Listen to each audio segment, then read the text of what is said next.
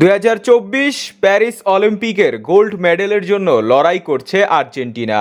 গোল্ডের জন্য লড়াইয়ে এবারের অলিম্পিকে প্রথম ম্যাচে মোরক্কোর বিপক্ষে বিতর্কিত হারের পর ইরানের বিপক্ষে কোয়ার্টার ফাইনাল খেলার পথ খুঁজে পেয়েছিল আর্জেন্টিনা। দরকার ছিল 1 পয়েন্টের। বাঁচা মরার লড়াইয়ে গ্রুপ পর্বের শেষ ম্যাচে থিয়াগো আলমাদা ও ক্লাদিও এচিবেরির অবিশ্বাস্য 2 গোলে ইউক্রেনকে 2-0 গোলে হারিয়ে কোয়ার্টার ফাইনাল নিশ্চিত করে মাস্চেরানোর শিষ্যরা। তবে শীর্ষ 8-এ আর্জেন্টিনাকে গোল্ড পুনরুদ্ধার করতে হলে দিতে হবে কঠিন পরীক্ষা, কারণ কোয়ার্টার ফাইনালে এবার তাদের প্রতিপক্ষ ফ্রান্স। অলিম্পিকে আর্জেন্টিনা রয়েছে বি গ্রুপে।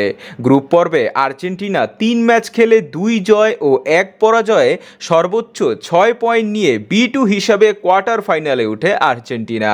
ওদিকে ফ্রান্স রয়েছে এ গ্রুপে। ফ্রান্স 3 ম্যাচ খেলে 3টিতেই জয় পেয়েছে, 9 পয়েন্ট নিয়ে A1 হিসাবে কোয়ার্টার ফাইনালে উঠেছে তারা। তাই নিয়ম অনুযায়ী এ গ্রুপ চ্যাম্পিয়ন খেলবে বি গ্রুপের রানার্স আপের বিপক্ষে। তো সেই হিসাবে কোয়ার্টার ফাইনালে ফ্রান্সের ঘরের মাঠে আর্জেন্টিনাকে দিতে হবে এক কঠিন অগ্নি পরীক্ষা।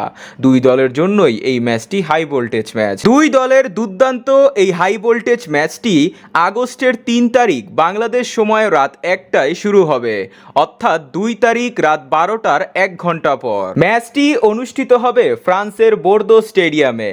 যদি শক্তিশালী ফ্রান্সকে আর্জেন্টিনা হারাতে পারে তাহলে গোল্ড মেডেল 80% কনফার্ম। তো বন্ধুরা, কে জিতবে, আর্জেন্টিনা নাকি ফ্রান্স? কমেন্টে জানান।